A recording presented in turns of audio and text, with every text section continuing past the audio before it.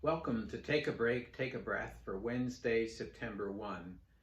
I'm Rick Boyer, the pastor of Prospect Presbyterian Church in Maplewood, New Jersey. And Take a Break, Take a Breath is an invitation for you to pause in your day, to rest for just a few minutes, to just breathe, to center yourself in God who made you and loves you and calls you by name. Today, as we begin a new book in the Bible, I'm going to start reading through the book of Romans. It's not an easy one in some ways to think about when we think about praying the scriptures, and yet there is so much in there that is worth our attention. And so I invite you to join me on a journey through Romans, and we're going to look today at Romans 1 to 7. At future times, I'll have more to say about the background of the book, but today I just want to focus for a minute on how Paul addresses the Christians in Rome and what he offers them. Paul begins with a long introduction of himself where he moves back and forth between things about himself and things about the gospel, the good news, which is the message that God has given. Good news in those days either referred back to the prophets, where gospel was the good news that the Babylon was defeated in, that Israel was returning from exile, or it referred to the announcement in Rome of a new king or of a king's birthday. So for this to be called gospel is rather anti-imperial, anti-Rome. And further, we just transliterate the word Christ from the Greek, but really that meant the anointed one, the anointed king. So Jesus is being called Jesus, the anointed king. My focus for today is none of that, though. That's all part of the introduction. My focus is the last verse of our reading for today, verse 7.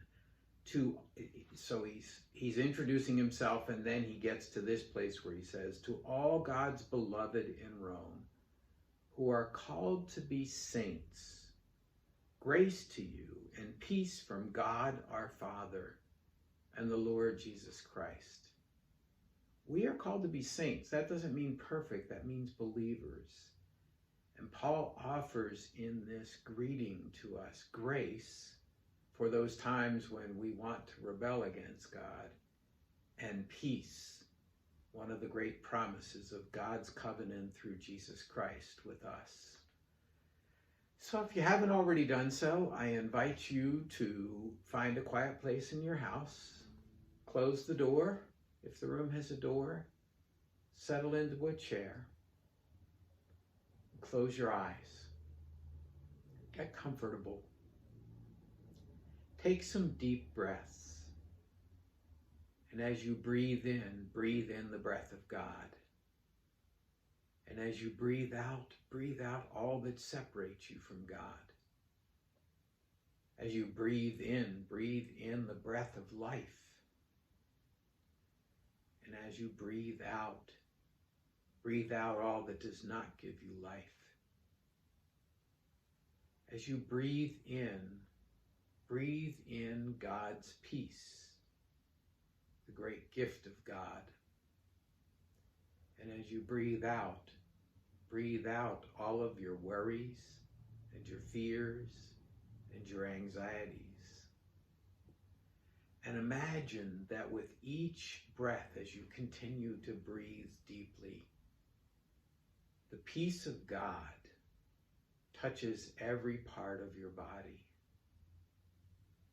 Imagine it going to all of the parts of your body. You might want to start with your mind, your brain, and all of the cells in your brain, and the peace of God coming and touching each one of those cells and calming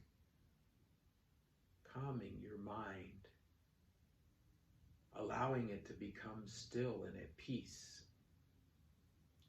Imagine it coming to all of the cells in your face and all the cells in the muscles of your face, and maybe you smile as it does. Imagine it coming to the muscles in your neck, allowing those muscles to relax and let go of the tensions of the day.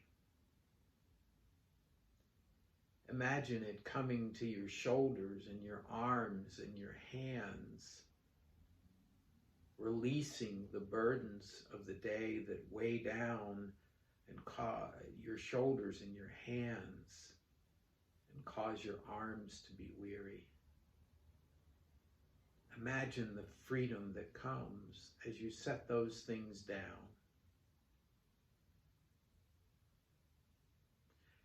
Think about the peace of God as it touches your lungs and your heart and your chest. Deep breathing, a calm heart rate. Imagine as the peace of God touches your abdomen and calms all that distresses your belly.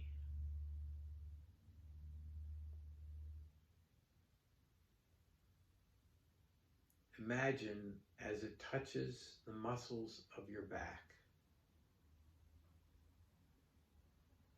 as you let go of the burdens of the day, and your aching back is renewed.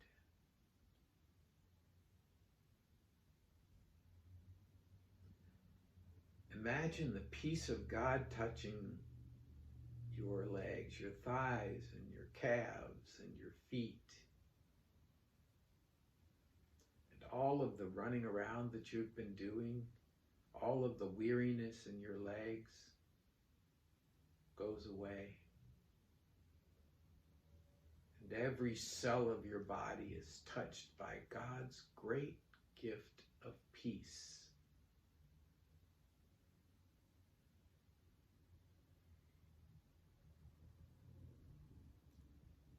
Now imagine in your mind's eye being in Rome. Pick one of the ancient places. If you've never been there, just imagine it.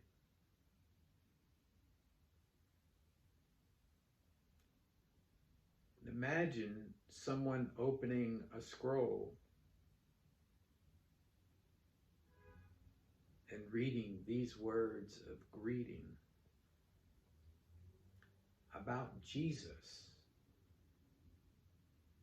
the Anointed One, about the grace that God offers all believers, all saints, about the peace that God promises through Jesus, the Anointed One, the new King. As you hear these words, you recognize in them the writer's intent to set you free from the empire of Rome.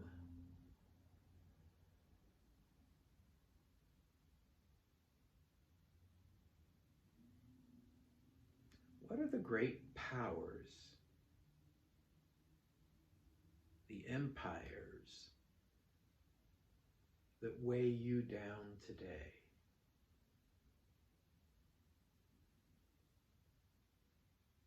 Where do you feel like you have been enslaved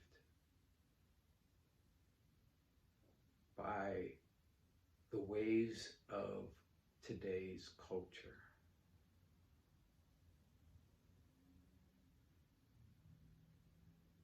And where do you need to hear good news in your life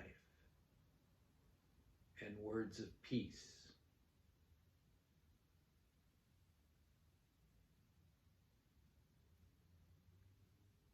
someone comes and sits beside you, and it is as if you are the only two in this space now. That one looks into your eyes and says, "Grace and peace be to you." You recognize that it is a representative of God. It might be Jesus, but it might be another messenger. What do you want to say? What concerns do you want God to hear? And what does God's message to you contain? What words of grace and peace does God speak to you? I'll be quiet while the two of you talk.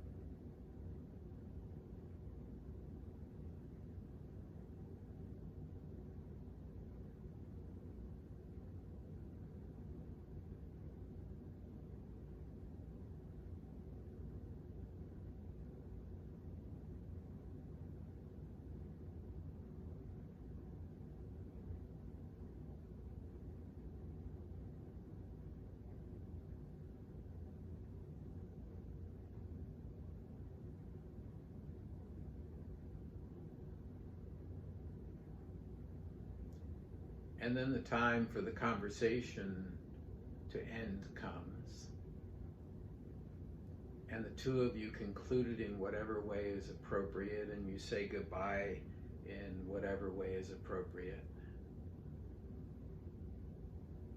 And you allow that image to fade away. And you bring yourself back to the place where you are. And when you are ready, you open your eyes.